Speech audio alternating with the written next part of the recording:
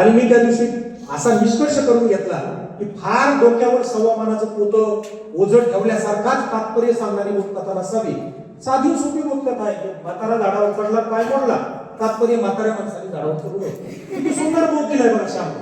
तर ही फॅक्ट आहे. म्हणजे हे जे पोटेन्शियल असतं ना, तर विद्यार्थी ज्या पद्धतीने विचार करतात त्या पद्धतीने विद्यार्थ्यांमध्ये ही कल्पकता आपल्याला आम्हाला शिक्षक म्हणून पाहायला मिळते.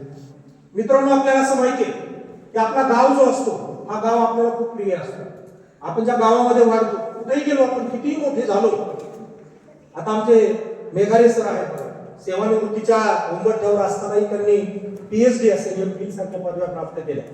शिक्षण अविरत चालू ठेवलं. त्यांचाच वारसा त्यांचे विद्यार्थी धर्मराज करपे सर आमचे मित्र चालवतात. PSI STI सारख्या परीक्षा पास होऊनही आपला गाव त्यांनी सोडला नाही. म्हणजे आपली बाळमुळं या गावाच्या मातीशी त्यांनी घट्ट ठेवली.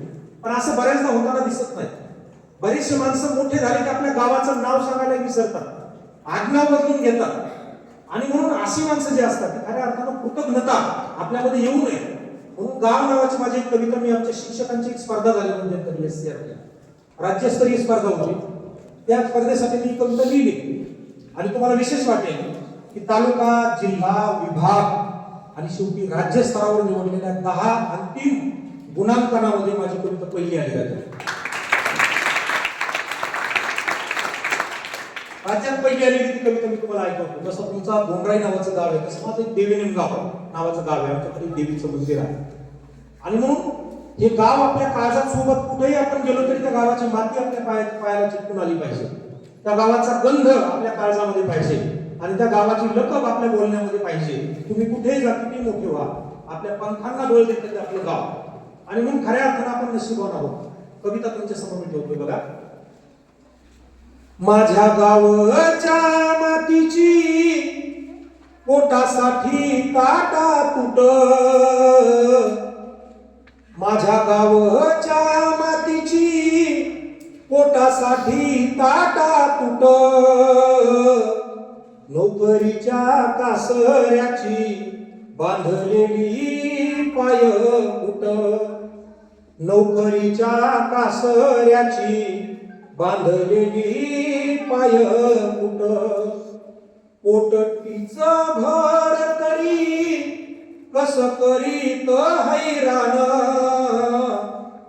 पोटटीच भर तरी कस करीत हैराण, त्याच्यासाठीच माणूस गाव सोडून वैराण, त्याच्यासाठीच माणूस गाव सोडून वैराण, कैक पिढ्यांची पोटांची नाही भागलेली भूक, कैक पिढ्यांची पोटांची नाही भागलेली भूक, लेकरांच्या भल्यासाठी गावा वाटे रुख रुख, लेकरांच्या भल्यासाठी गावा वाटे रुख रुख. आणि तुम्ही बघा, गावातला माणूस कुठेही जाऊ द्या, तालुक्याला, जिल्ह्याला, तो मरण पावला की त्याचा अंतिम विधी कुठं होतो रे? गावातच आणतात त्याला. सगळा गाव वाट पाहतो स्मशानामध्ये. की गावाची ताकद असते की गाव जन्मही देतं आणि गाव शेवटी आपल्यामध्ये सामावूनही घेतं. आणि म्हणून दूर गेलेल्यांची आज नाळ गावाशी तुटते,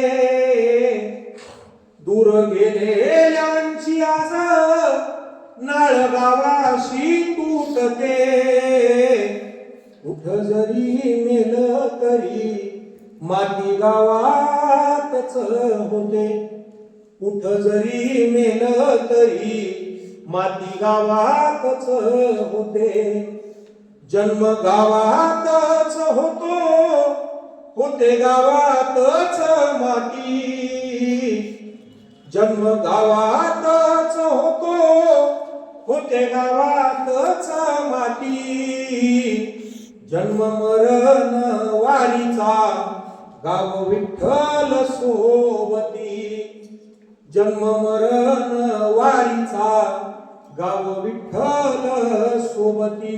म्हणून आपण काय करायला पाहिजे? गावपणाच गावाच्या धन वाटू पसा पसा, गाव कोणाच गावाच्या धन वाटू पसा पसा दिस आजचा आपला नाही उद्या भरवसा दिस आजचा आपला नाही उद्या भरवसा. मित्रांनो, आम्ही पण शहरामध्ये राहतो. पण शहरात अपार्टमेंट नावाची एक संस्कृती असते. मोठ्या मोठ्या बिल्डिंग असतात, फ्लॅट असतात. त्या अपार्टमेंट शब्द जर आपण इंग्रजीतला वेगळा केला ना तर अपार्ट शब्दाचा अर्थ होतो एकमेकांपासून वेगळा आणि मेंट शब्दाचा अर्थ मेंटॅलिटीशी निगडीत आहे. जिथं मानसिकतेने माणसं एकमेकांपासून दूर असतात पण पिढ्यानपिढ्या एकमेकांच्या शेजारी राहून एकमेकांच्या पायात पडलेला काटाही त्याला माहिती होत नाही असे शेजारी म्हणून आयुष्यभर एकमेकांशी मिळवतात आणि ते एक दोन मुद्द्यामध्ये आपलं आयुष्य घालवतात.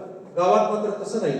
गावाचं चित्र, गावातल्या माया, ममता, प्रेम, जिव्हाळा, कोणतीही मुलगी नांदायला निघाली की गावातल्या सगळ्या स्त्रिया वेशीपर्यंत येतात, त्यांचे पदर अश्रूंनी ओले होतात. गावातला कुठलाही माणूस मरण पावला की अंत्यविधीसाठी पूर्ण जाती धर्माचा गाव स्मशानामध्ये जमा होतो. ही गावाची ताकद आहे. म्हणून गावाची व्याख्या सांगणाऱ्या शेवटच्या दोन ओळी तुमच्या समोर ठेवतो. सजलेल्या शहरांचे आत कुजलेले भाव, सजलेल्या शहरांचे आत कुजलेले भाव, ज्याला असते काळीज, ज्याला असते काळीज त्याला म्हणतात गाव, ज्याला असते काळीज त्याला म्हणतात गाव, त्याला म्हणतात गाव, त्याला म्हणतात गाव. आणि गावाला काळीज असते. अशा काळीज असलेल्या गावामध्ये आपण राहतो म्हणून खऱ्या अर्थाने आपल्या सगळ्यांचा निश्चितपणे अभिमान वाटतो. मित्रांनो, असं म्हणतात की मुलाचे पाय पाळण्यात दिसतात. लहानपणी चुणूक दिसते, त्याच्यावर ठरतं कोण काय होईल भविष्यामध्ये.